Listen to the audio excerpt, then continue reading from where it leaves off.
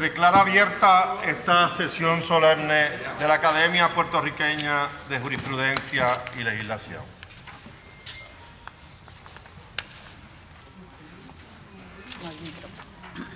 La orden del día consiste de la instalación de la licenciada Melba Costa Febo como académica numeraria, la recepción y contestación del discurso de instalación. Oportunamente, el Pleno de Numerarios de la Academia Puertorriqueña de Jurisprudencia y Legislación eligió a la licenciada Melba Costa Febo a formar parte del grupo. Hoy procedemos con la instalación formal. La Academia reconoce y agradece la presencia de la gobernadora Sila Calderón esta noche. Le ruego al vicepresidente que presente los antecedentes profesionales de la licenciada Acosta Febo. Buenas noches a todos. La licenciada Melba Acosta Febo nació en Arecibo, Puerto Rico, y es abogada, notario y contadora pública autorizada.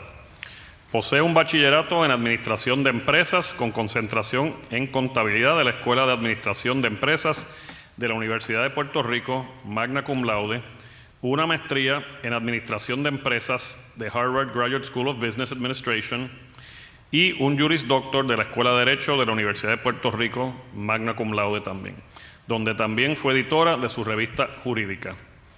Ha ocupado varios puestos en el gobierno del Estado Libre Asociado de Puerto Rico, entre ellos presidenta del Banco Gubernamental de Fomento para Puerto Rico, secretaria del Departamento de Hacienda y directora de la Oficina de Gerencia y Presupuesto. También ocupó las posiciones de principal oficial financiero y principal oficial de información del gobierno. Durante su término en el Banco Gubernamental de Fomento, encabezó los esfuerzos encaminados a reestructurar aproximadamente 68.000 millones de deuda pública del Estado Libre Asociado. Prestó testimonio ante el Congreso en varias ocasiones para discutir la situación fiscal de Puerto Rico, esto como parte de los esfuerzos para la aprobación de la ley federal conocida como Promesa, que permitió a Puerto Rico reestructurar su deuda pública. Como parte de sus posiciones, presidió o participó como miembro de la Junta de Directores de variadas entidades del gobierno, entre ellas el Banco Gubernamental de Fomento y sus subsidiarias, el Banco de Desarrollo Económico para Puerto Rico, la Autoridad de Financiamiento para la Infraestructura, el Sistema de Retiro de los Empleados del Estado Libre Asociado y la Judicatura, el Sistema de Retiro de Maestros y la Autoridad de Carreteras, entre otras. Previo a esto, sirvió como jefa de gabinete del municipio de San Juan y asesora en presupuesto, finanzas y economía de la alcaldesa de San Juan. En la empresa privada se desempeña actualmente como abogada corporativa en el bufete McConnell Valdés.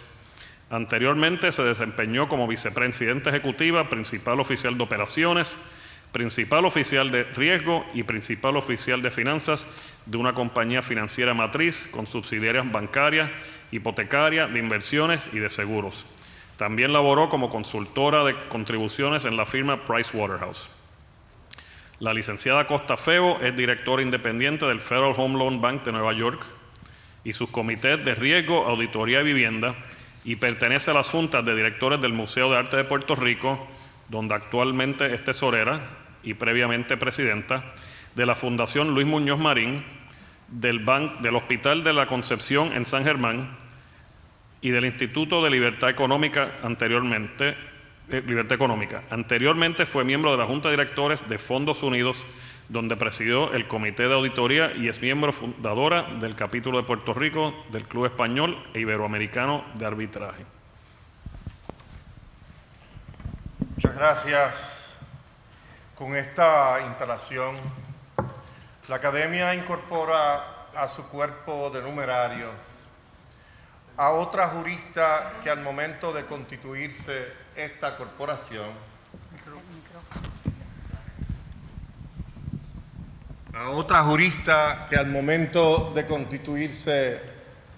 corporación, no había ingresado aún a la abogacía puertorriqueña. Así descarga la Academia su responsabilidad con la sucesión generacional que define la suerte y la solución de continuidad de una corporación como esta.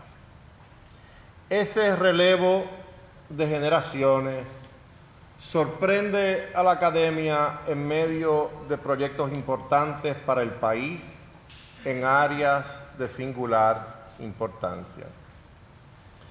Se recuperan sin descanso los documentos de la Real Audiencia de Puerto Rico, nuestro tribunal de más alta jerarquía durante el siglo XIX.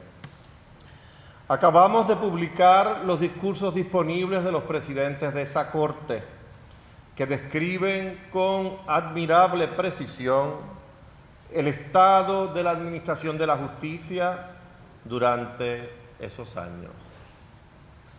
Con el apoyo del Colegio de Abogados que hoy nos alberga, abogados y abogadas, trabajamos la necesaria recuperación de los fallos y autos acordados de la audiencia que describen los detalles de la organización del sistema de justicia durante el siglo pasado.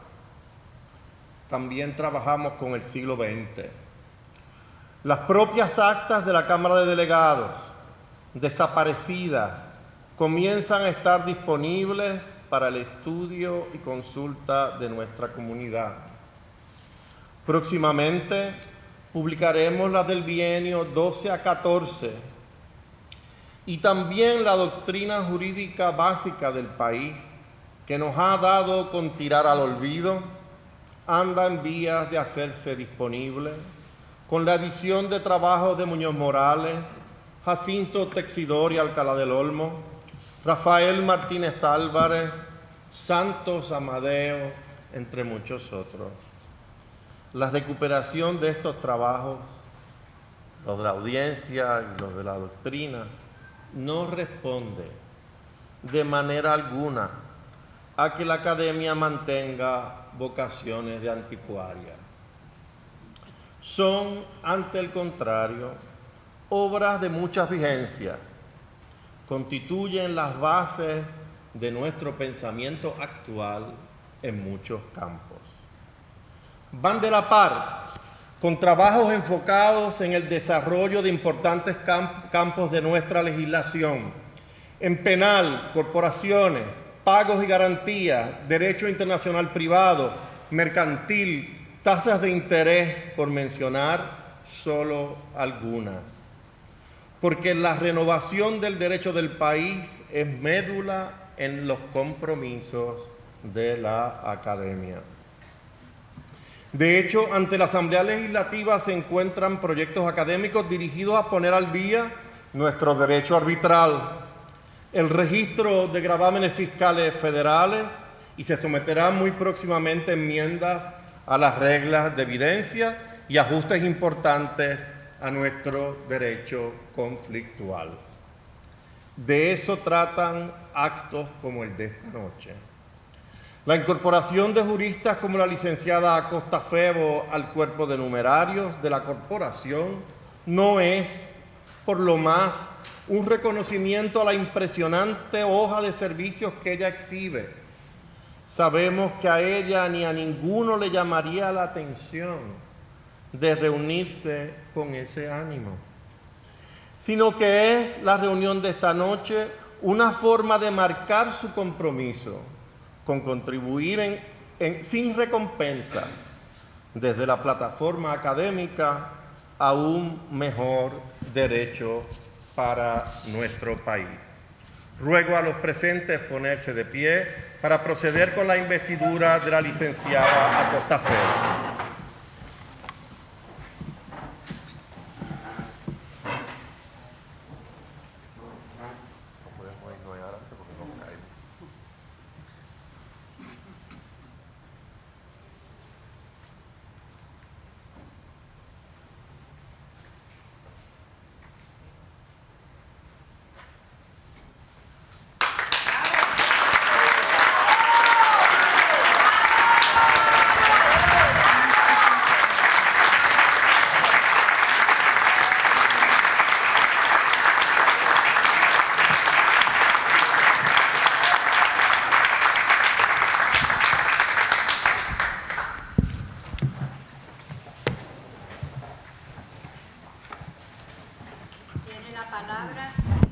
licenciada Melba Acosta Febo.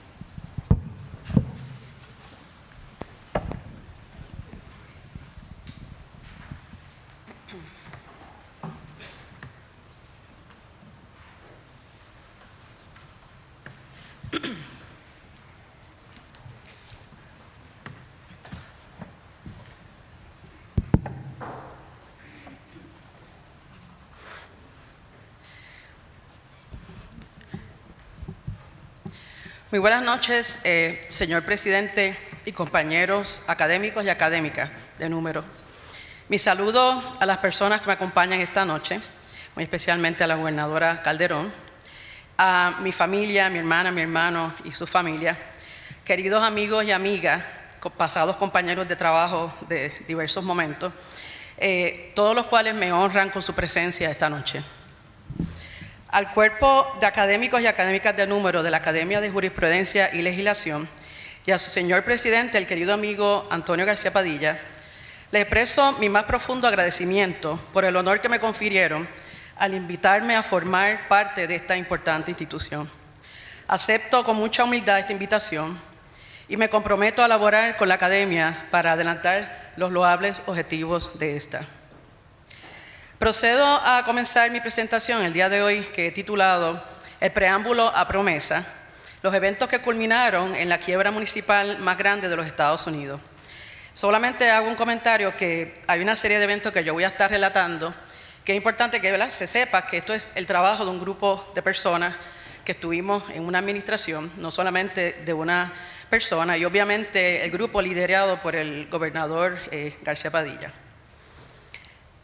La promulgación durante el verano del 2016 de la Ley para la Supervisión, Administración y Estabilidad Económica de Puerto Rico, PROMESA por sus siglas en inglés, ocurrió justo después de las decisiones del Tribunal Supremo de Estados Unidos en los casos Estado Libre Asociado de Puerto Rico versus Sánchez Valle y Estado Libre Asociado de Puerto Rico versus Franklin California Tax Free Trust, casos seminales que, entre otros, interpretaron aspectos de la relación entre Puerto Rico y el Congreso de los Estados Unidos en materia penal y fiscal.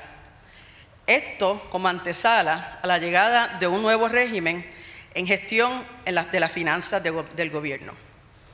PROMESA trajo inicialmente incertidumbre respecto a cómo afectaría el manejo de las finanzas públicas. Por ejemplo, hasta dónde llegarían los límites del poder de la Junta versus el Ejecutivo y el Legislativo. ¿Cómo sería la introducción de un plan fiscal que ahora era necesario antes de presentar un presupuesto? Un paso que no estaba contemplado ni en la Constitución ni en la Ley Orgánica de la OGP.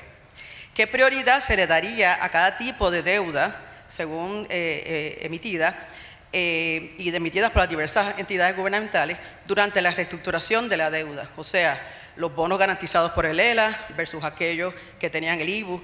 O sea, cómo se iba a tratar cada una de ellas. Todas estas interrogantes y muchas más se fueron contestando a través de decisiones judiciales en innumerables demandas presentadas, en los que cada parte ganó una y perdió otra.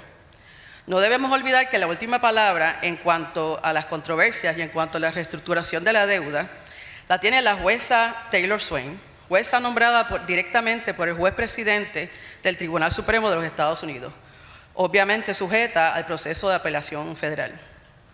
Tras su promulgación, gran parte del debate inicial, si recordamos, giró en torno a la controversial relación entre la Junta y el gobierno, que, como era de esperarse, fue inicialmente una relación escabrosa. Menos discutido fue, sin embargo, la principal herramienta introducida por PROMESA, la autoridad legal para reestructurar la deuda pública, a través de un proceso consensuado o uno administrado por un tribunal, dado que Puerto Rico carecía de dicha autoridad. El nuevo régimen establecido incluyó también la suspensión de los procesos judiciales o el stay, lo que nos proveyó también el mecanismo necesario en ese momento para lidiar con la avalancha de demandas que esperamos iban a venir luego del impago del gobierno de su deuda en el 2016. Esto como resultado de la crítica situación financiera por la que atravesaba Puerto Rico, la cual, como sabemos, se agravó tras la devastación de huracanes, terremotos y luego la pandemia del COVID-19.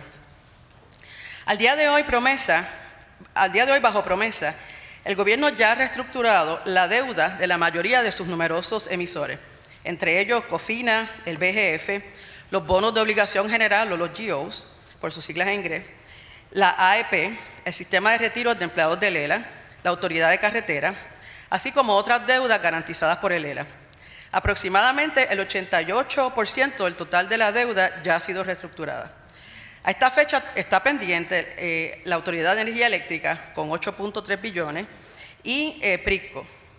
Según un informe que emitió la GAO al Congreso, la oficina GAO al Congreso, fechado junio del 2023, sobre la deuda pública de los territorios, la reestructuración ya completada de la deuda de Puerto Rico ha representado una reducción de principal de 55%, de 63.1 billones a 28.6 billones, y una reducción del servicio de la deuda de 75%. Antes se dedicaba 25% de los recaudos a pagar la deuda. Luego de la reestructuración, eso bajó a 6.1% de los recaudos dedicados a la deuda. Y voy a tomar un minuto para hacer un comentario a la académica Rodríguez, fiel defensora de la lengua española. Estoy muy consciente que la palabra billones es incorrecta, y es millardos, y que billones en español no es lo mismo que billones en inglés, pero millardos no lo entiende mucha gente, así que voy a seguir con mis billones. Pero luego no me digas que no lo supe porque lo sé, pero estoy, ¿verdad?, adelantándome al futuro. En el futuro inmediato, Puerto Rico carecerá de acceso al mercado municipal para obtener financiamiento, en parte debido a las condiciones impuestas por promesa, así como a condiciones impuestas por el Plan de Ajuste de Deuda, que rige la deuda reestructurada del ELA. Por lo tanto, durante los próximos años, el gobierno tendrá que depender de los fondos federales de recuperación de desastres para desarrollar y mantener su infraestructura. Tras el huracán María, FEMA estimó que invertiría aproximadamente 50 billones de dólares en la reconstrucción de Puerto Rico y HUD otros 20 billones para viviendas, infraestructura y otros programas. El total de ambas subvenciones, más de 70 billones, representa cerca de 2 años y medio de presupuestos consolidados del ELA y todos sus componentes. A esta cantidad hay que añadir los otros sobre 40 millones recibidos en ayuda por los efectos del COVID-19. La precaria situación financiera a la que se enfrentó el gobierno durante el verano de 2015, cuando el gobernador García Padilla anunció que la deuda de Puerto Rico era impagable, dejó claro que era necesario llevar a cabo una reestructuración profunda de la deuda pública y realizar un drástico ajuste fiscal para que el gobierno pudiera seguir operando y prestando servicios esenciales a los residentes de la isla. Para esto era fundamental contar con una autoridad legal para reestructurar la deuda. Eventualmente, Promesa proveyó las herramientas necesarias bajo los títulos 3 y 6. Esto a costa de que cediéramos el manejo de nuestras finanzas a una junta de supervisión impuesta bajo los poderes plenarios del Congreso sobre los territorios. Para entender el camino que condujo a Promesa, revisitaremos la situación crítica que enfrentó la administración del cuatrenio 2013 al 16, así como algunas de las medidas fiscales tomadas y las opciones legales consideradas antes de la aprobación de Promesa. Puerto Rico pasó por 9 años de recesión, del 2006 al 2015, cuando la deuda pública fue declarada insostenible.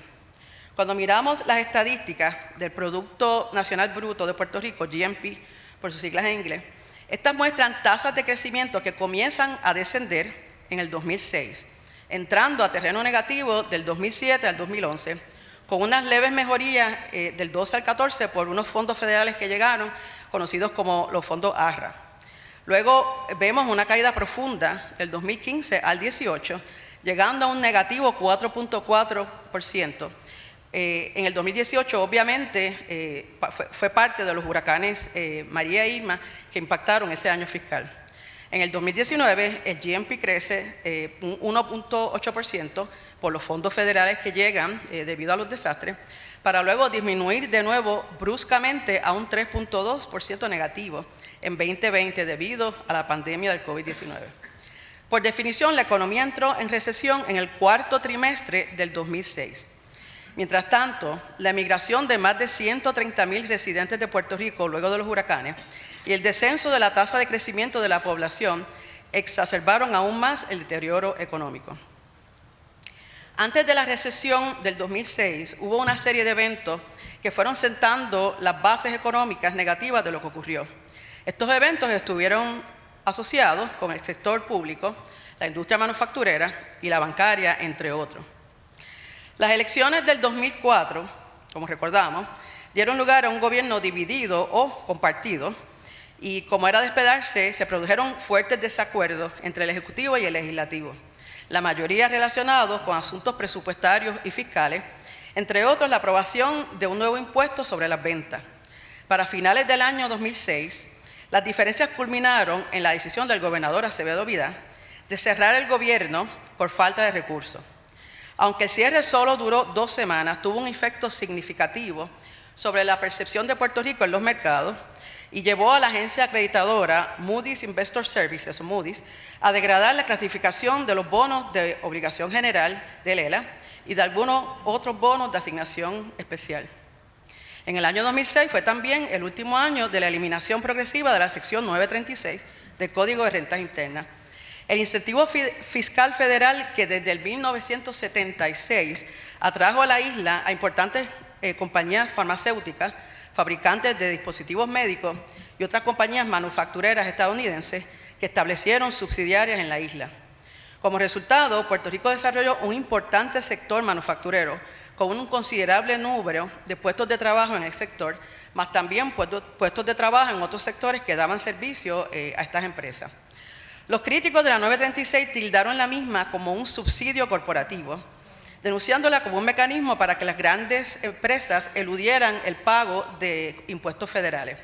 En 1996, el presidente Bill Clinton firmó la ley que derogó la sección, la cual incluyó un periodo de eliminación gradual de 2 años, que finalizó a principios del 2006.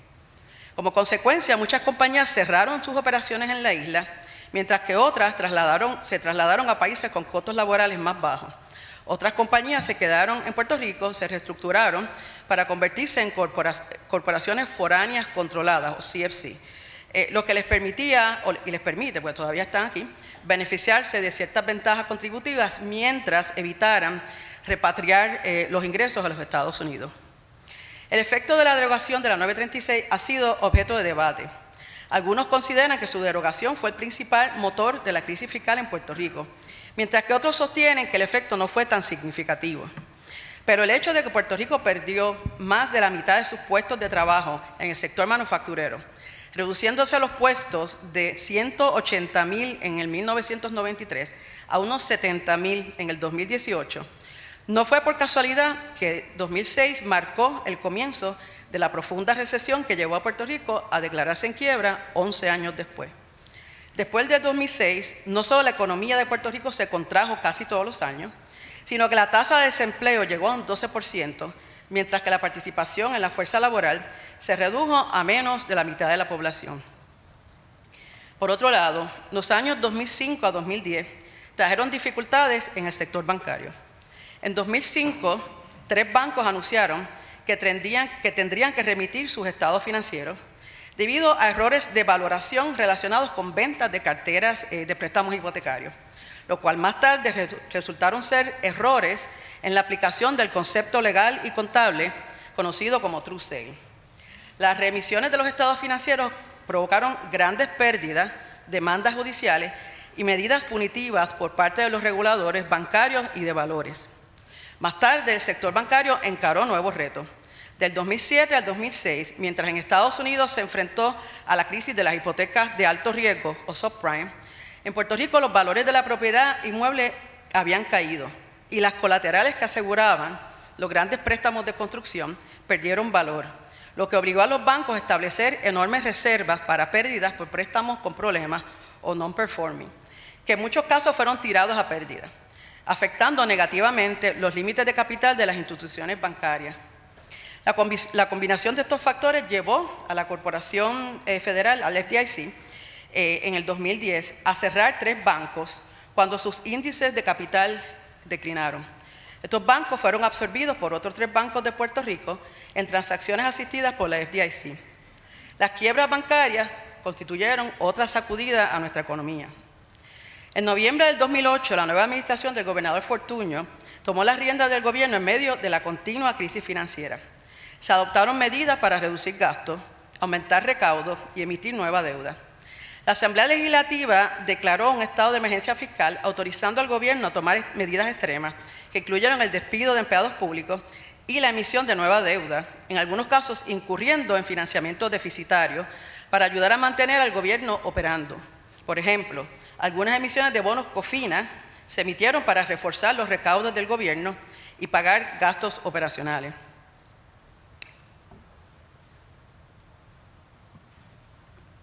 El 13 de diciembre del 2012, un mes después de las elecciones y antes de la toma de posesión del gobernador García Padilla, Puerto Rico recibió otra degradación de su calificación crediticia de parte de Moody's, degradando unos 38 billones de deuda con perspectiva negativa. La agencia explicó que su acción se basaba en 4 factores primordiales. 1, las perspectivas de crecimiento económico seguían siendo débiles tras 6 años de recesión y podrían empeorar, 2006-2012, dado la falta de motores para el desarrollo económico y el descenso poblacional. 2, los elevados niveles de deuda, la cual seguía en aumento. 3, el débil comportamiento de las finanzas del gobierno, con mermas en recaudos y grandes brechas estructurales presupuestarias, que había llevado a la persistente dependencia en el financiamiento deficitario y el refinanciamiento de deuda. Y sobre estas 2 voy a comentar algo más adelante. Y 4, la falta de una reforma significativa de las pensiones, las cuales mostraban billonarios déficits actuariales de alrededor de 30 billones y cuyos sistemas estaban gravemente subfinanciados. Entre los retos crediticios, Moody's también mencionó el elevado desempleo, la baja participación laboral, los altos niveles de pobreza en comparación con los Estados Unidos y el gran tamaño del aparato gubernamental en relación con la economía. Tal y como expresó Moody's, durante muchos años las finanzas del gobierno terminaron en rojo, según los estados financieros auditados del gobierno. Los estados financieros, aquellos que lo han visto, es un documento enorme, no es de fácil lectura, pero contiene una sección de una página. Se llama titulada Statement of Revenues and Expenditures, Budget and Actual General Fund, que resume en una página cómo cerró cada año el Fondo General de Puerto Rico. El Fondo General se compone de la mayor parte de los recaudos contributivos del Departamento de Hacienda y excluye ciertas fuentes de ingresos, entre ellos los fondos federales y los ingresos de las corporaciones públicas. Si miramos esta sección, desde el año fiscal 2001 al 2015, cuando el gobierno incumplió con el pago de la deuda, el gobierno cerró en déficit en 10 de los 15 años, siendo los más grandes en el 2008 por 674 millones y en el 2012 por 699 millones. No es hasta que el gobierno dejó de pagar la deuda en el 2016, ahorrándose unos 1.3 billones, que los resultados comienzan a terminar en positivo. Pero de nuevo, el gobierno tiene que dejar de pagar la deuda para poder terminar sin déficit. Era obvio que desde hacía años el gobierno no tenía los recursos para seguir operando, para seguir pagando la deuda a la vez que operaba. Aunque los años fiscales 2009 al 2011 reflejaron superávit, según los estados, estos años incluyeron el financiamiento deficitario proveniente de bonos de COFINA. En dichos años, el financiamiento deficitario fue de 7.5 billones en total.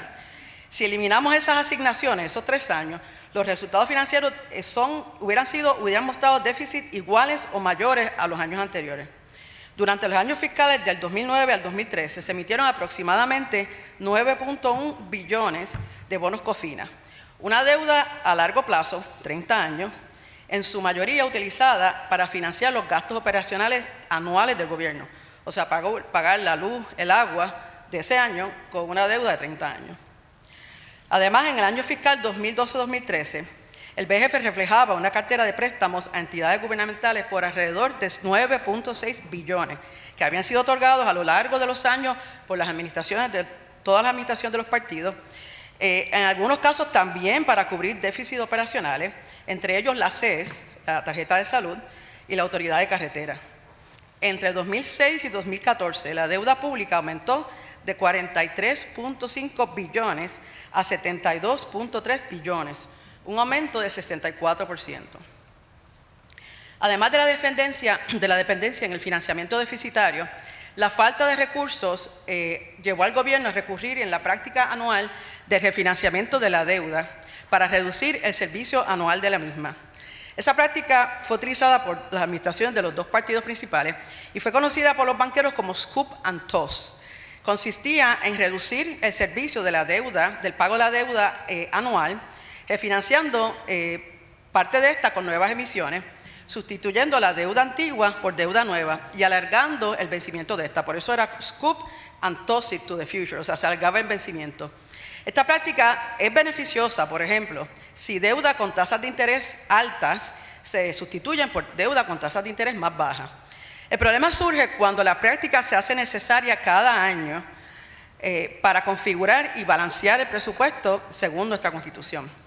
Así, durante varios años los presupuestos no incluían el pago total anual de servicio de la deuda, sino que se presupuestaba una cantidad menor basada en la expectativa de que se iba a refinanciar.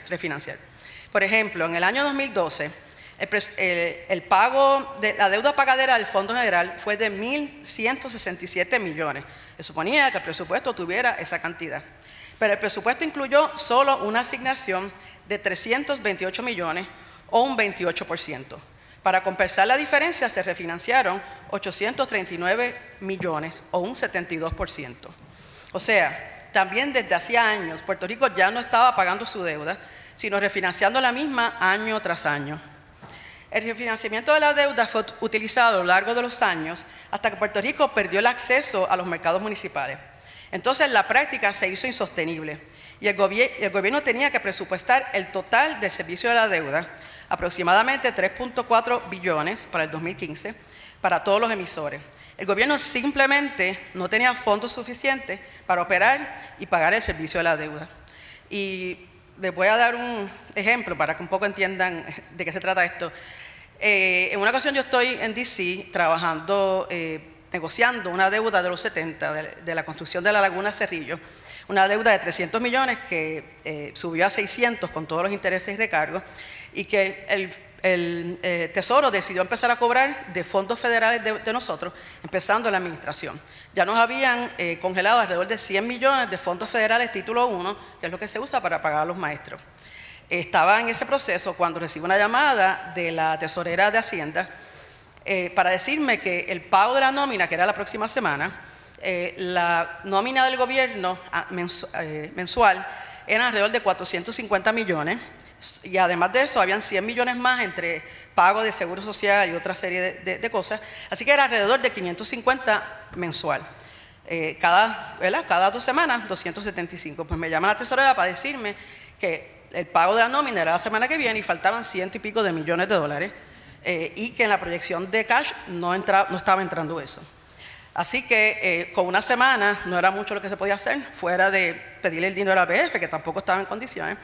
Así que yo me comunico con el secretario auxiliar de Rentas Internas y le pregunto qué transacciones estaban ocurriendo.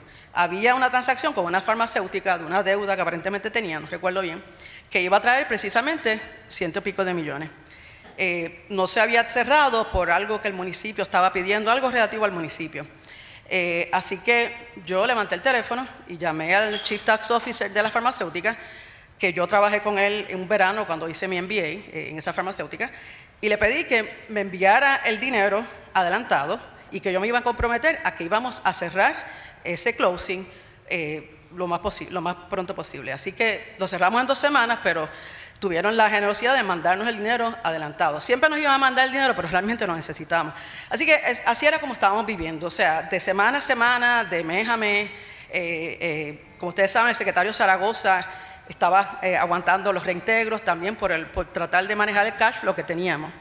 Así que, como dije, el gobierno simplemente no tenía fondos suficientes para operar y seguir pagando el servicio de la deuda. Durante los primeros 2 años del cuatrienio 13-16, la administración tomó medidas para reducir el déficit del Fondo General, así como para proveer liquidez al BGF, brazo financiero del gobierno. Entre estas, se aprobó la llamada Patente Nacional, luego derogada. Se restauró el arbitrio de la foránea establecido por la Ley 154 al 4% inicial y se extendió por 5 años, y se aumentó el arbitrio al crudo, conocido como la crudita. Se aumentó el impuesto sobre ventas y uso, el IBU, de 7 a 11.5. También se tomaron medidas para reducir gastos, entre ellas la congelación por ley de aumentos salariales, bonificaciones y otros tipos de gastos, y el reclutamiento de empleados.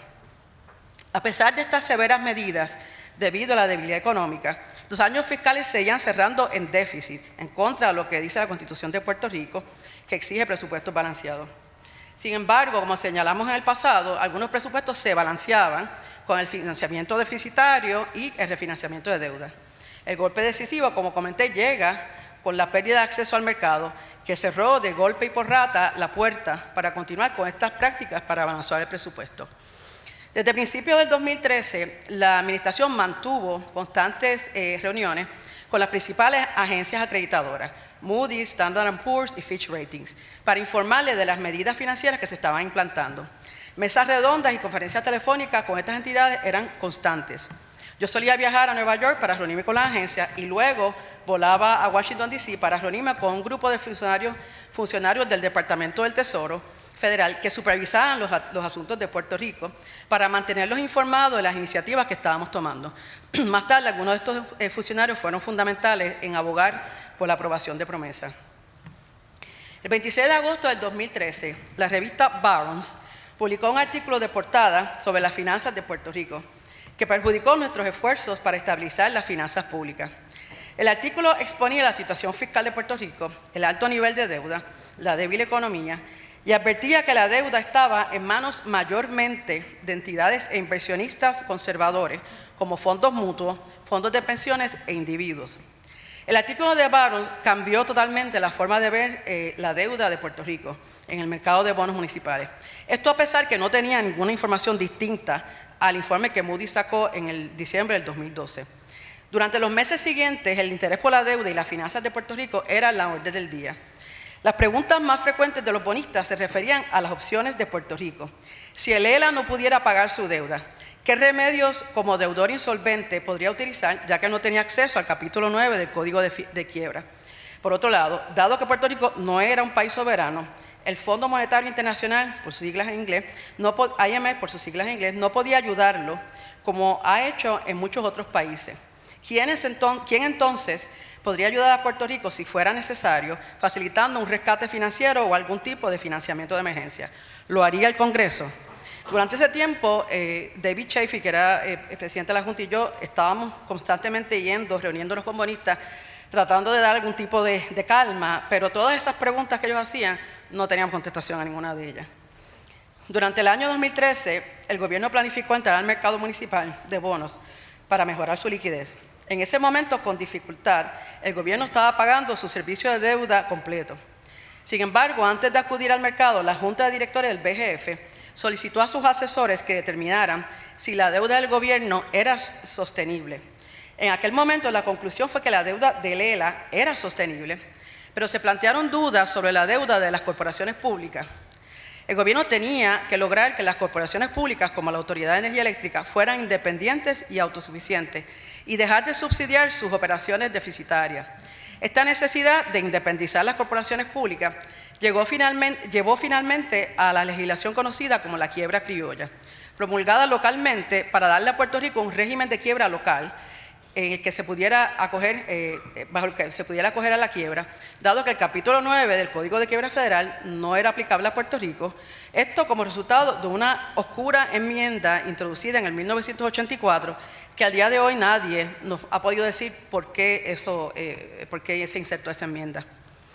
En febrero del 2014, un mes antes de ir al mercado y tras meses de presión pública, los bonos de obligación general y de otros emisores fueron degradados a chatarra, un golpe especialmente duro para el equipo de finanzas del gobierno, tras meses tomando medidas para evitar una degradación. Era la primera vez que la deuda de Puerto Rico caía por debajo del grado de inversión. Basándonos en la recomendación de los asesores de que la deuda del gobierno era sostenible, acudimos al mercado en marzo del 2014 y logramos emitir deuda para proporcionar liquidez a las operaciones, pero a una elevada tasa de interés. una tasa de interés efectiva luego de descuento de 8.73%. En el mercado municipal, más o menos las tasas rondan alrededor de los 4%. Los bonos fueron emitidos bajo las leyes de Nueva York, no las leyes de Lela, otra señal de lo difícil que se estaba volviendo para Puerto Rico acceder al mercado.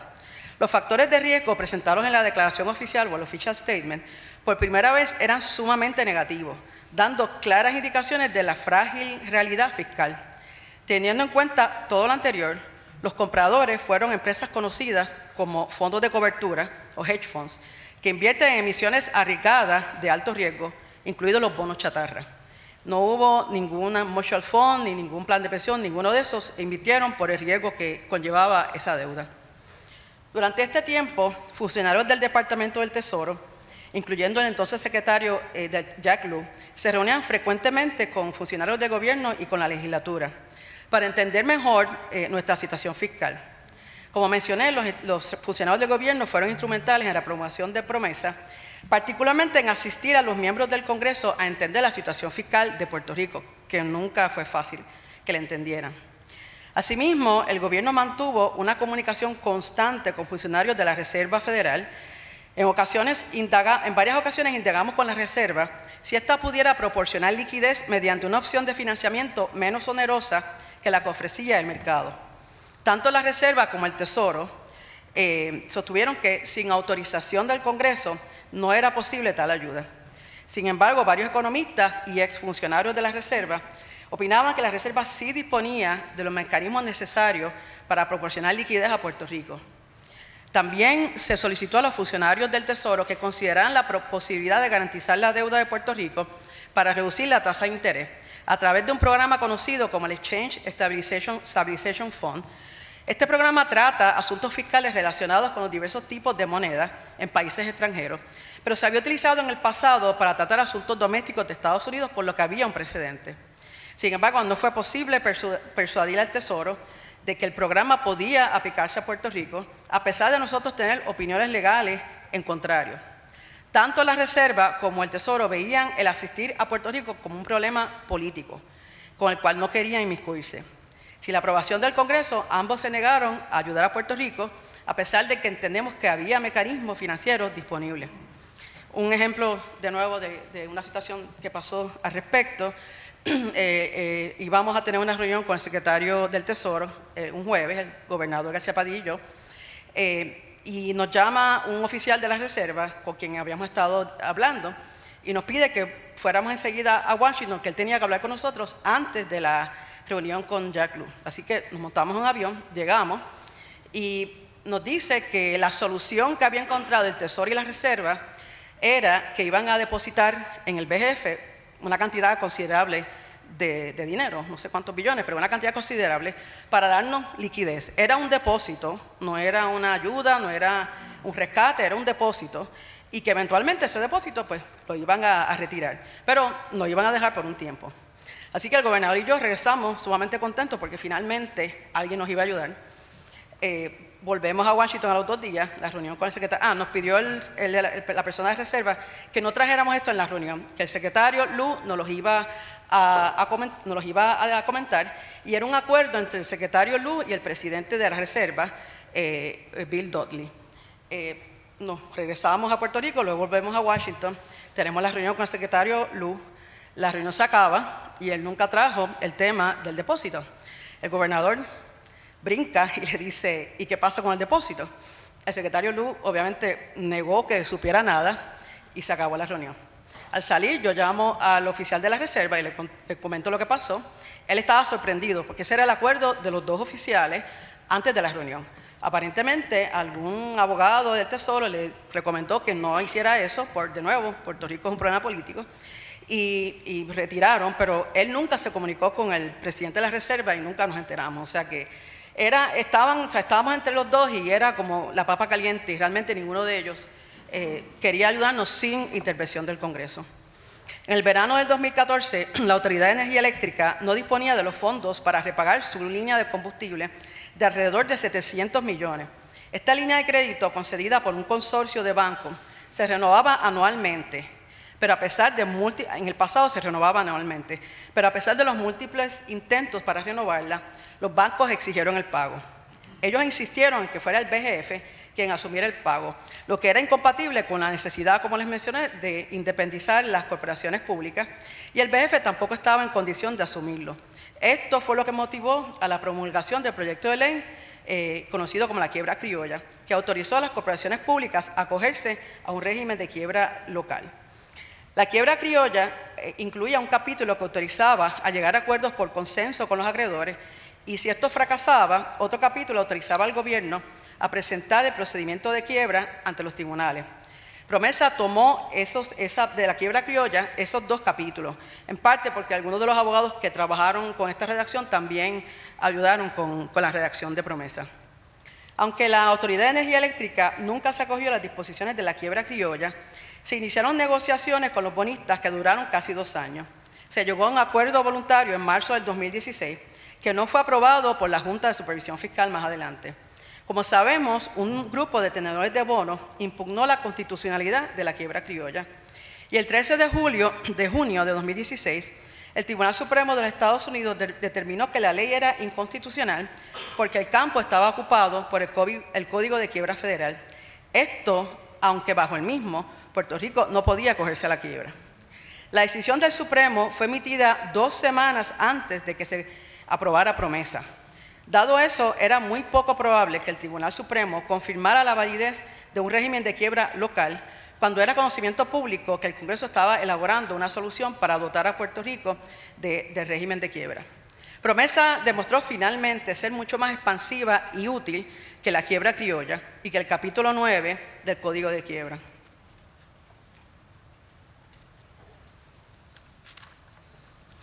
A principios del 2015, a pesar de las medidas tomadas para cerrar la brecha fiscal en el presupuesto, la brecha continuaba. Así, el BGF realizó un estudio independiente sobre la sostenibilidad de la deuda del gobierno, bajo la tutela de Anne Kruger, ex primera subdirectora del IMF y economista en jefe del Banco Mundial, quien fue asistida por los economistas Andrew Wolf y Ranjit Teja. El informe conocido como el informe Kruger confirmó que Puerto Rico necesitaba emprender medidas estructurales para reactivar su economía y al mismo tiempo realizar ajustes fiscales para aumentar los recaudos y reducir los gastos. Sin embargo, el informe concluía que incluso con estas medidas, la deuda no era sostenible en los términos en que había sido incurrida y era necesario un alivio. Ella plantea en su informe que el alivio podía realizarse a través de un intercambio de bonos cambiando el profile de los nuevos bonos, con unas tasas de interés más bajas y unos vencimientos más largos. Esto se llama reprofiling de la deuda, que es una forma de reestructurar, pero más suave, que no implica recorte de capital. Sin embargo, como ya sabemos, posteriormente el gobierno llegó a la conclusión de que el problema fiscal era tan grave que requería mucho más que un reprofiling de la deuda. Es decir, la reestructuración de la deuda requería un recorte grande de principal. Reconociendo que aún con ajustes fiscales la deuda no era sostenible y requería una reestructuración, el informe concluye que sin un régimen de quiebra que obligara a los bonistas a sentarse a negociar, esto sería sumamente difícil. No había ningún precedente en los Estados Unidos y menos aún de esta magnitud. Sin duda, la nuestra ha sido la quiebra más grande del mercado de deuda municipal de los Estados Unidos. El 27 de junio, 2 días antes de la publicación del informe Kruger, el gobernador García Padilla, a través del diario The New York Times, anunció que la deuda de Puerto Rico era impagable. Tras el anuncio y antes de la promulgación de Promesa, el gobernador nombró un grupo de trabajo que supervisó la preparación de varios planes de ajuste fiscal que sirvieron de base para las negociaciones con bonistas. El Ejecutivo también presentó un proyecto de ley para crear una junta local para prevenir así la imposición de una junta federal. La legislación fue aprobada estableciendo una junta de supervisión fiscal de creación local, pero con representación del gobierno federal. Sin embargo, una vez promulgada la legislación, nunca se nombró a nadie, a ningún miembro de la junta, porque las conversaciones con funcionarios del Tesoro dejaron claro que una junta nombrada localmente no sería bien recibida en el Congreso. El dotar a Puerto Rico de un régimen legal de quiebra estaba condicionado a la imposición de una junta impuesta por el Congreso. Esto no era negociable. Las negociaciones para lograr un consenso con los distintos grupos de bonistas comenzaron a principios del 2016 y continuaron hasta el verano, cuando Promesa se convirtió en ley. 3 propuestas fueron presentadas en febrero, abril y junio del 2016. Para entonces, el servicio de la deuda que se negociaba era de aproximadamente 3.4 billones anuales. Las ofertas consideraron un intercambio de bonos existentes por bonos con diversos recortes en función de la deuda. El servicio promedio de la deuda propuesto en las 3 propuestas se reducía, como dije, de 3.4, la primera propuesta de 1.700 millones, la segunda de 1.850 y la tercera de 2.000 millones anuales, esa tercera. Cada vez que le ofrecíamos una, la rechazaban, subíamos un poco, la rechazaban y rechazaron las 3.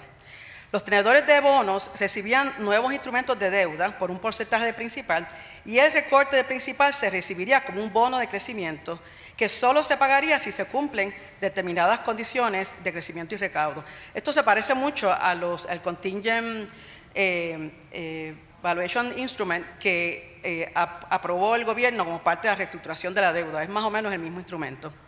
Todas las propuestas, como mencioné, fueron rechazadas por los bonistas durante reuniones, en ocasiones bastante difíciles. Irónicamente, el servicio de la deuda propuesto en la primera oferta resultó muy similar a que finalmente el presente gobierno negoció en el plan de ajuste de Promesa 6 años después. En el momento en que se hizo la última propuesta, algunos tenedores de bonos no deseaban continuar las negociaciones, ya que preferían esperar al inminente cambio de gobierno que vendría, ya que el gobernador no se presentó a la reelección. Confiaban en que un candidato a la gobernación, que prometió que la deuda podía pagarse en su totalidad, y dijo que no permitiría ningún descuento en el principal. El candidato, Ricardo Rosselló, fue luego el gobernador que un año después radicó la quiebra del gobierno y de casi todas las corporaciones públicas al amparo de Promesa. Otro grupo de bonistas deseaban continuar las negociaciones con nuestra administración, pero para entonces Promesa ya había sido aprobada, trayendo un nuevo régimen de reestructuración que sería establecido por una junta nombrada, así que no hacía sentido continuar con ella. Durante el último año de la administración de García Padilla, el gobierno incumplió con el pago de su deuda. En mayo del 2016, el BGF no pudo realizar un pago de 400 millones y luego, durante el verano, el ELA dejó de pagar aproximadamente $1 billón de servicio de deuda, incluyendo más de 700 millones en bonos due. El fracaso de las negociaciones en consenso con los tenedores de bonos antes de Promesa dejó claro que lo difícil que iba a ser, o más bien imposible, que sería llegar a un acuerdo con los bonistas sin el beneficio de un régimen legal de quiebra.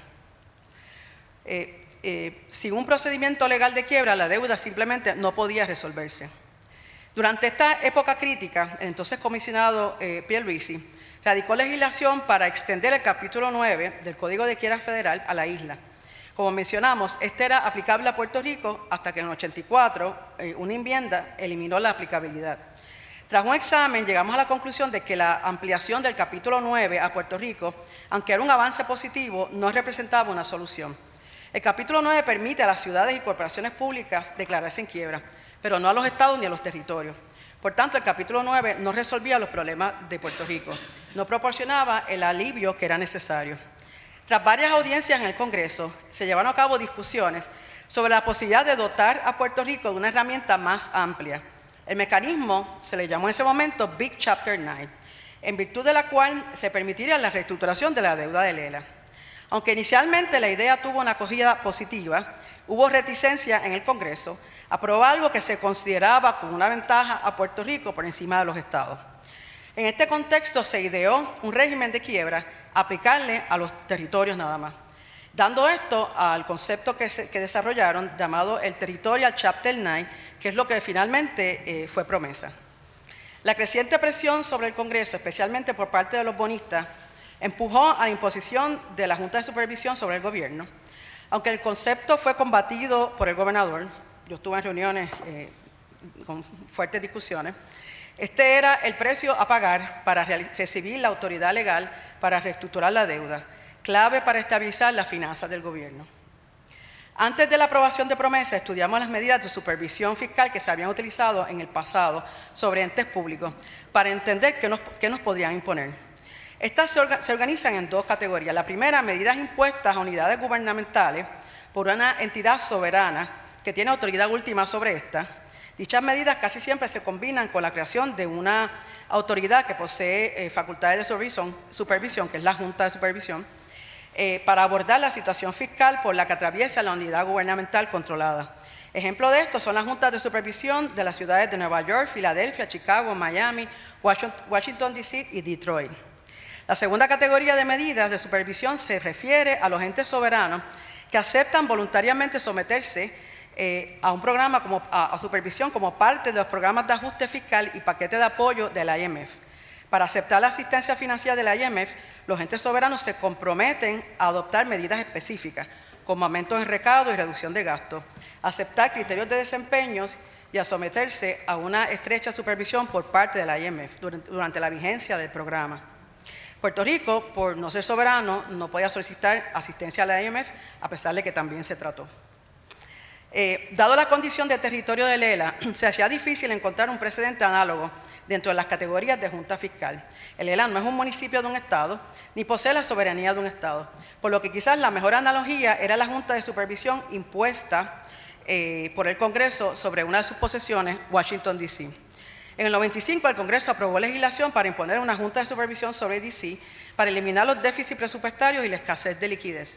La Junta se encargó de revisar y aprobar el presupuesto anual y el plan financiero para garantizar que D.C. lograra un presupuesto balanceado en un plazo de 3 años.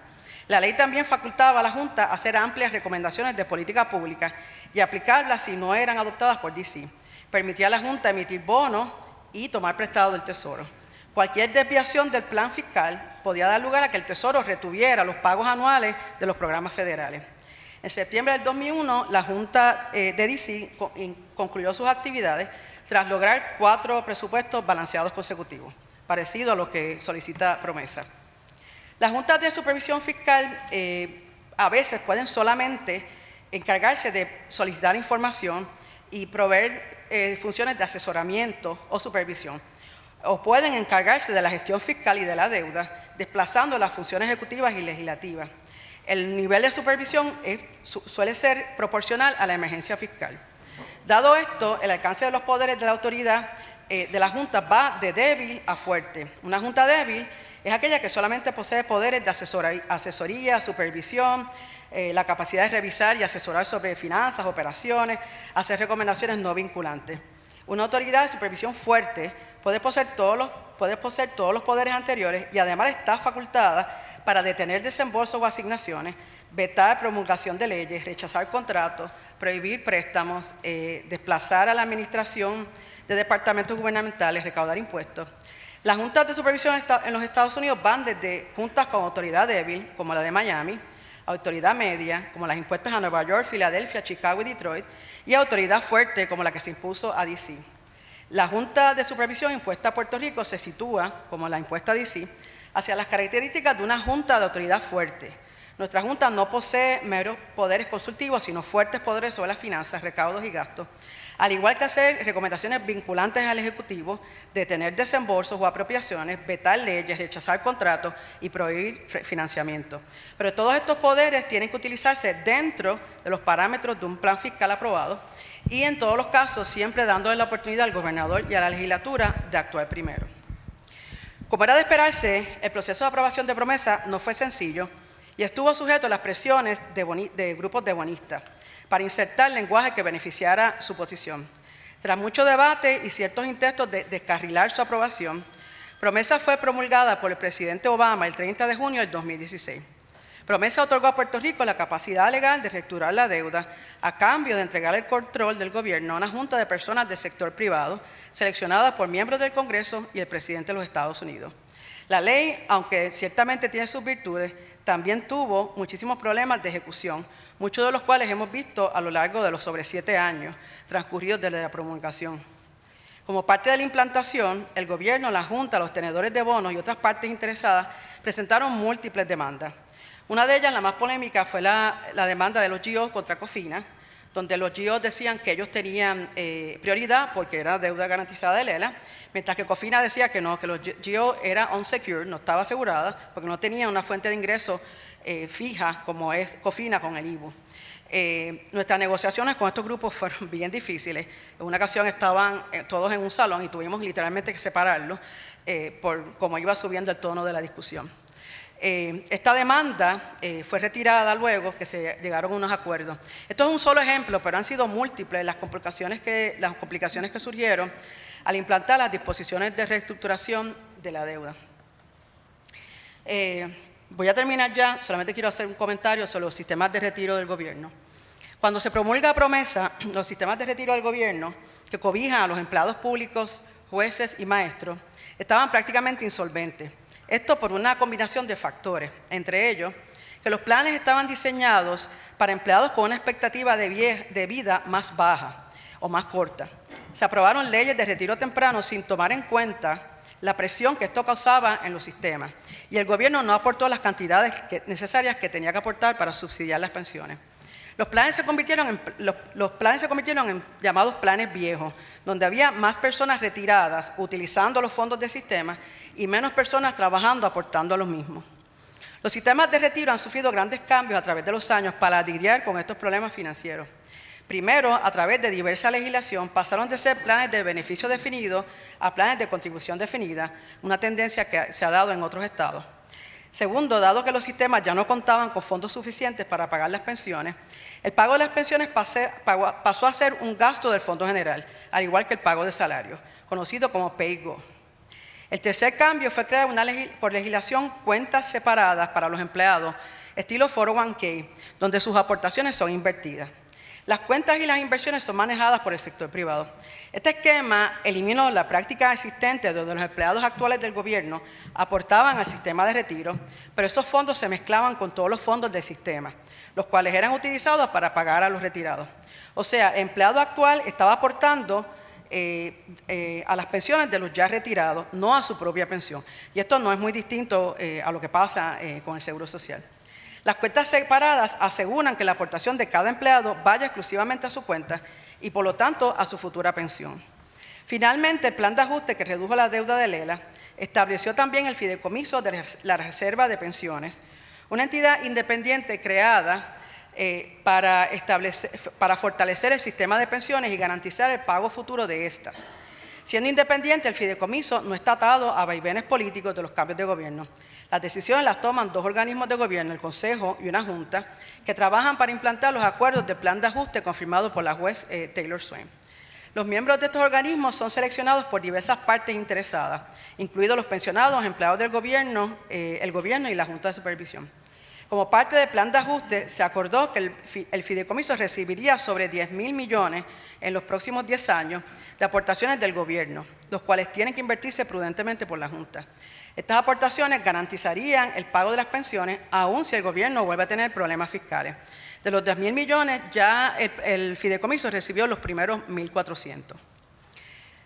Terminando, Promesa demostró ser un mecanismo crucial para lograr la reestructuración de la deuda. Negociar con los bonistas sin ella hubiera sido imposible. No obstante, la ley tiene defectos. Uno de los mayores es que no proporciona herramientas para fomentar el crecimiento económico, lo que pone a la isla en riesgo de encontrarse en una situación similar a la de Grecia, que luego de la reestructuración de su deuda tuvo que repetir el proceso de nuevo porque la negociación inicial no proporcionó suficiente alivio financiero, en parte por el lento crecimiento económico del país. Según el plan fiscal confirmado, la economía de Puerto Rico crecerá, pero el crecimiento está atado a la inversión de miles de millones de dólares en fondos federales de los programas de recuperación, que se espera se agoten en el 2035. O sea, el crecimiento se basa en fondos no recurrentes. Dado esto, el plan fiscal, cuando uno mira el plan fiscal, aparece que el gobierno va a volver a incurrir en déficit presupuestario en el año 2028. Solamente 4 años al día de hoy. Como sabemos, la elaboración de un presupuesto basado en fondos no recurrentes, como lo fue el financiamiento deficitario, fue precisamente uno de los factores centrales del colapso económico de Puerto Rico. El plan fiscal contiene varias medidas llamadas medidas estructurales que de implantarse supuestamente ayudarán al crecimiento de la economía, pero las cuales al día de hoy parecen estar atrasadas. Tras finalizar la reestructuración de una proporción considerable de la deuda de Puerto Rico, el gobierno tiene que desarrollar un plan económico a largo plazo con medidas sólidas y fechas firmes para su cumplimiento. Un plan que saque a Puerto Rico de la inercia hacia el desarrollo de condiciones sustentables que generen oportunidades de empleo bien remuneradas, alentando así a nuestra fuerza laboral a permanecer en la isla. Tras la derogación de la sección 936, muchas administraciones intentaron sin éxito encontrar un sustituto, pero los recientes acontecimientos en materia tributaria internacional, incluyendo la posible imposición de una tasa mínima global, hacen aún más urgente que Puerto Rico se posicione para competir con éxito. Para propósitos de tributación federal, Puerto Rico se considera extranjero, pero al mismo tiempo la mayoría de las leyes federales son aplicables a la isla, del mismo modo que a cualquier estado, lo que no permite a Puerto Rico competir de igual a igual con países realmente extranjeros. Por ejemplo, la ley Jones es especialmente onerosa al incrementar los costes de transporte. El plan también debería motivar al sector privado para que asuma un papel protagónico de este desarrollo y en la creación de buenos empleos en lugar de seguir dependiendo de la creación de empleos por el gobierno. Un gobierno grande no es siempre la mejor solución. Por otro lado, Promesa ha cambiado la forma de gestionar las finanzas de Puerto Rico. Además, como parte de la reestructuración de los GIOs, se adoptó una política nueva de administración de la deuda, que contiene importantes cambios de política pública con respecto a la práctica anterior. Por ejemplo, los nuevos empréstitos a largo plazo solo se deben utilizar para mejoras de capital o refinanciamiento de ahorro, no más para financiamiento deficitario. Los pagos anuales máximos del servicio de la deuda no pueden pasar por encima del 7.94 de los recaudos del Fondo General. Cualquier deuda nueva que se emita deberá ir acompañada de un crecimiento proporcional de los recaudos. Y el refinanciamiento de deuda solo se permite bajo ciertas condiciones. Sin embargo, estos temas tan importantes están recogidos en políticas emitidas por el Ejecutivo. Una política llamada Government of Puerto Rico Debt Management Policy de marzo del 2022. No están en legislación que sea implementable según cambien las diversas administraciones. Por eso es imperativo que en preparación de la conclusión del mandato de la Junta, el Ejecutivo y la Legislatura consideren enmendar las leyes que controlan las finanzas de Puerto Rico, incluyendo la Ley de Contabilidad de Gobierno y la Ley Orgánica de la OGP, al igual que desarrollar nueva legislación que siga brindando transparencia y evite volver a los problemas que contribuyeron a la crisis fiscal que hizo que Puerto Rico incumpliera con su pago de deuda. Sobre el tema de las pensiones, la creación del fideicomiso de reserva ha resultado ser un mecanismo adecuado para proteger las pensiones de los empleados públicos. Pero el gobierno debe ir más allá y dar un paso adelante en cuanto a los empleados del sector privado. Muchos empleados del sector privado y personas que trabajan por cuenta propia en la isla no cuentan con un mecanismo para ahorrar, invertir y crear un fondo para el retiro que complemente las aportaciones de seguro social, que como sabemos en el caso de muchas personas son sumamente bajas. Este es un problema de proporciones mayores, más aún cuando nuestra población envejece cada vez más y vemos inclusive como muchas personas, luego de retirarse, regresan a la fuerza laboral porque no pueden vivir con lo que cuentan. Según una encuesta de trabajadores y personas jubiladas de entre 35 y 64 años que hizo la AARP, solo 1 de cada 3 trabajadores encuestados tenía acceso a un plan de pensiones a través de su patrono, lo que deja a la mayor parte de los puertorriqueños sin un beneficio garantizado para el retiro. Como resultado, casi la mitad de los trabajadores encuestados, 47%, cree que nunca podrá retirarse. Una gran mayoría, 83%, opina que el gobierno debe ser parte de una solución y que los funcionarios electos deben apoyar leyes que ayuden a que más trabajadores puedan ahorrar con su propio dinero. Como un ejemplo de una solución, el Estado de Oregon creó un mecanismo para lidiar con este problema, a través de un programa de ahorro para el retiro que brinda a los residentes del Estado, empleados por la empresa privada, cuyos patrones no ofrecen un plan de retiro, y para personas que trabajan por cuenta propia, una forma fácil y sencilla para ahorrar a través de deducciones de nómina.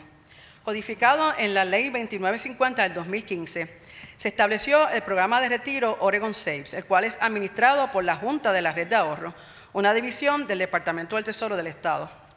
La participación de los empleados es totalmente voluntaria. Las personas contribuyen a una cuenta de retiro individual, una IRA, portátil, que los acompaña según cambian de trabajo. Los patronos que no ofrecen su propio programa de retiro, tienen que registrarse con el programa y comenzar a realizar las retenciones de los empleados, para los empleados que participen del mismo. Antes de establecer el programa, la Junta de Oregon realizó análisis de mercados, estudios de viabilidad, entre ellos estudios de viabilidad, consultó con peritos legales, economistas e involucró a muchas partes interesadas, entre ellos representantes de los trabajadores, patronos de diversos tamaños, asociaciones empresariales, profesionales del sector financiero, en un proceso abierto para garantizar que el público tuviera la oportunidad de comentar y dar su opinión. El problema es uno tan grande que entendemos que tiene que ser una prioridad de cualquier administración entrante. Puerto Rico ya cuenta con una infraestructura necesaria para fomentar el ahorro hacia el retiro de los empleados públicos. Tiene ahora que dar un paso adicional para asegurarse que ese mismo beneficio está disponible para todo puertorriqueño que desea ahorrar y retirarse con un retiro digno. La Academia de Jurisprudencia y Legislación pudiera ser un ente catalítico de esta importante gestión. En resumen, lograr un crecimiento económico real, no basado en subvenciones federales no recurrentes, desarrollar un nuevo modelo económico que permita a Puerto Rico competir globalmente con los nuevos desarrollos tributarios internacionales, alinear nuestra legislación fiscal y presupuestaria con las prácticas actuales para evitar así otro incumplimiento de nuestra deuda y proveer a cada puertorriqueño la posibilidad de ahorrar y retirarse dignamente. Deben ser prioridades para futuras administraciones. La deuda de Puerto Rico ya está casi reestructurada, sin embargo, el trabajo no está terminado. Nos queda todavía mucho por delante. Muchas gracias.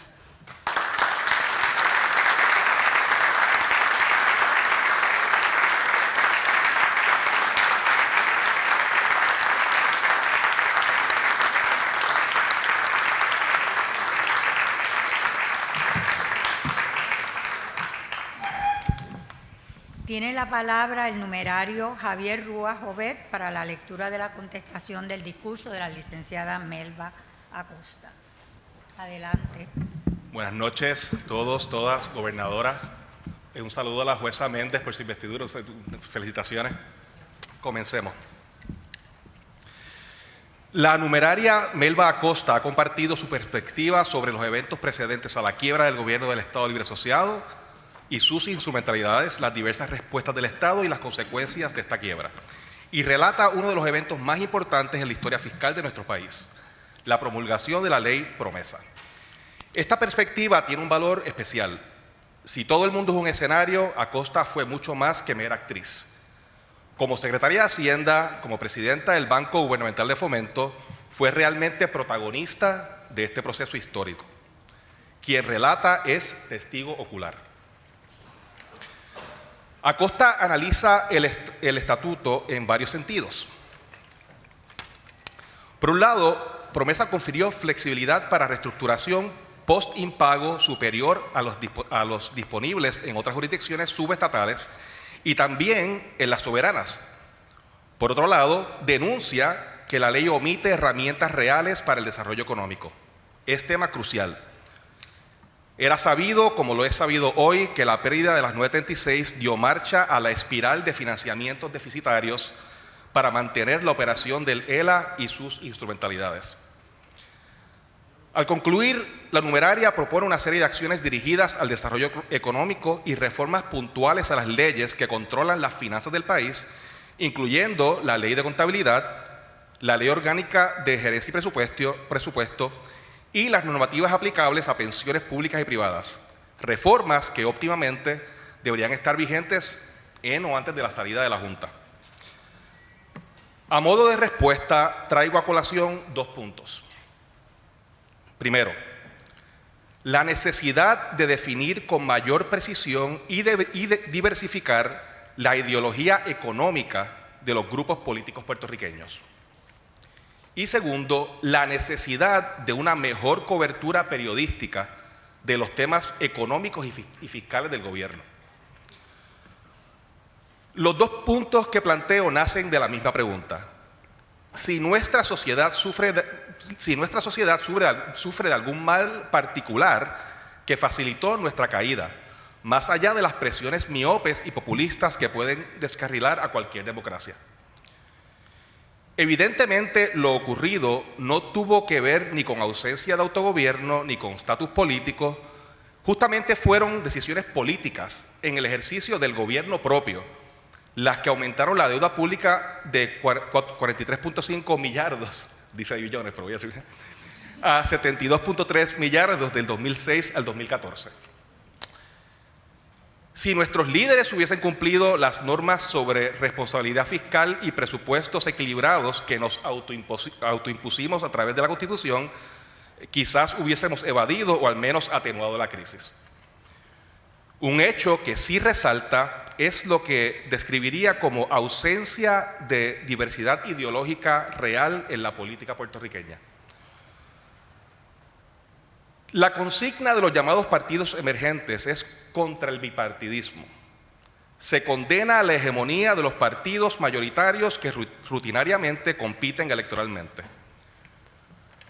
Pero diría que en Puerto Rico no hay siquiera tal bipartidismo, al menos en temas económicos y fiscales. Y cito en inglés: "A party of order or stability and a party of progress or reform are both necessary elements of a healthy state of political life." John Stuart Mill. Según Mill, cada uno de estos modos de pensar, orden versus reforma, deriva su utilidad de las deficiencias del otro, y la oposición del otro es lo que mantiene a cada uno dentro de los límites de la razón y la prudencia. Si este antagonismo no se practica con libertad, talento y energía, ninguna de las dos tendencias logra su objetivo. Cuando se propuso la cláusula de minorías en la Constitución de 52, no era, y cito, el Partido Popular haciéndole concesiones a los partidos de minoría. Era normativa necesaria para construir una constitución buena ahora y después, a lo largo de todas las elecciones que haya y cualquiera que sea la distribución de los votos. Pero esta noble estructura no atendió ni podía atender el problema de fondo.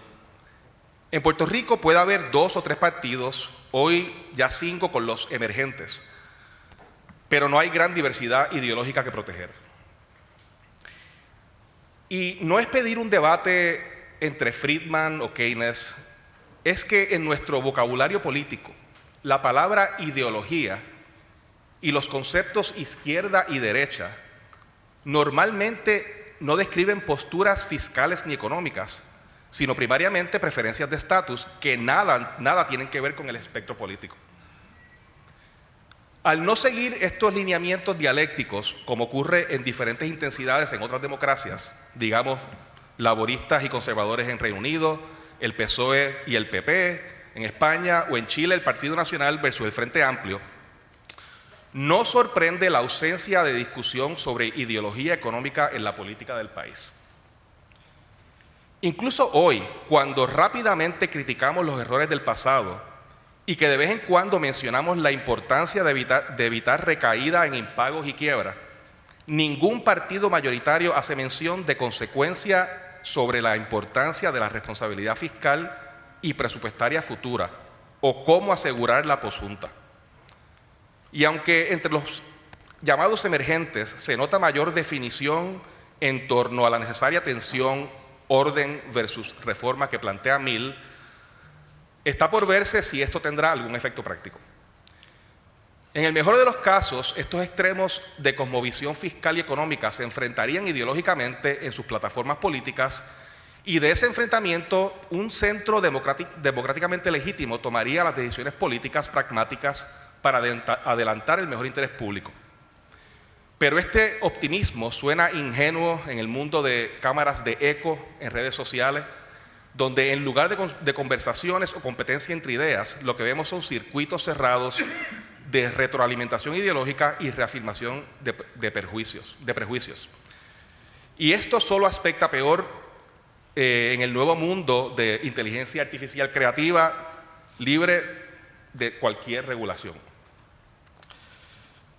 Por otro lado, y esto nos trae a nuestra segunda reflexión, el periodismo en Puerto Rico, y más aún el periodismo especializado en temas fiscales y económicos, se encuentra en franco declive. Los gremios de prensa tienden a enfocar en la histórica falta de transparencia y acceso a la información pública como el obstáculo a investigaciones profundas y precisas, especialmente en temas económicos complejos, lo que la Asociación de Periodistas, ASPRO, ha descrito como, cito, la cultura de oscurantismo proveniente de las agencias gubernamentales. No dudo que esto haya contribuido al problema, pero mi impresión es que el tema de acceso a información de todo tipo, buena y mala, de hecho ha mejorado particularmente gracias al Internet. Pienso que la discutida ausencia de dialéctica económica en nuestra política contribuye aún más. Si el pueblo no pide un tema y los políticos no lo discuten, tampoco porque nadie lo pide y porque les puede resultar políticamente peligroso.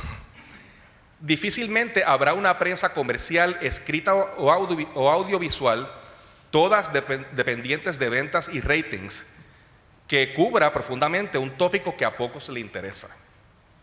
Cual círculo vicioso se reduce la cobertura periodística sofisticada y la posibilidad de impactar positivamente la opinión pública y política.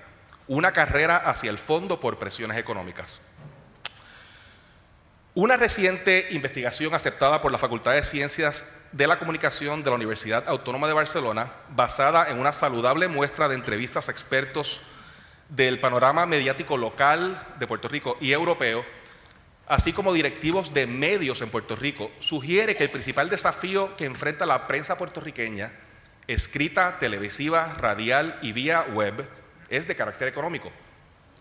Y cito el estudio: la reducción en la inversión publicitaria, la disminución en los presupuestos y la escasez de recursos financieros han llevado a una precarización generalizada de los medios y a una consecuente disminución en la calidad informativa. El estudio también concluye que algunos medios locales, como el Centro de Periodismo Investigativo, CPI, ha logrado implementar modelos de negocios sostenibles al incluir subvenciones, donaciones y ventas de productos y eventos. Esta diversificación de ingresos les ha permitido mantener un grado comparativo de calidad periodística sin pérdida de difusión. Similares estrategias se siguen por pequeños medios especializados que persisten, como 5 Millas y News is My Business. Sin duda nos quedan periodistas especializados muy competentes. Resaltan los múltiples artículos de Joan Isabel González en El Nuevo Día, que desde al menos el 2012 discuten la problemática fiscal del país. En dicho medio también encontraremos columnas como las del economista Sergio Marxuach, que a su vez dirigen publicaciones y estudios del Centro para la Nueva Economía con buena profundidad.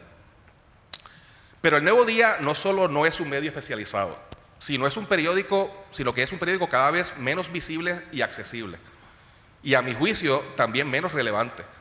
Pocos son los ejemplares físicos que hoy circulan, estos cada vez más escuálidos. Y en la versión online, el lector que no tenga su cuenta al día choca contra una impenetrable pared de pago. La pérdida del Caribbean Business por problemas financieros me parece mejor ejemplo. Allí podíamos leer columnas por referentes como exgobernadores y reportajes relevantes de periodistas especializadas como Eva Llorens. Pero hoy el nicho que consistente llenaba Caribbean Business está virtualmente desierto.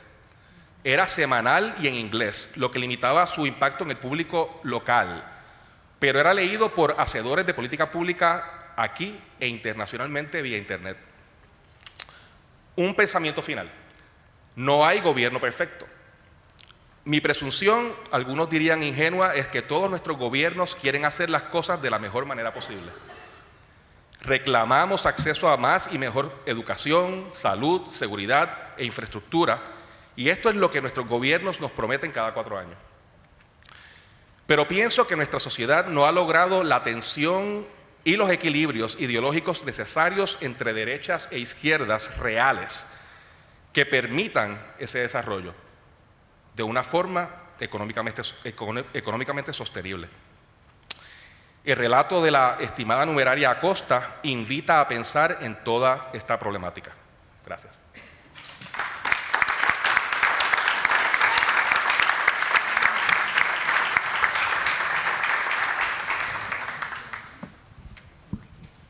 Se ha concluido, señor presidente, con los trabajos dispuestos para la sesión solemne de esta noche.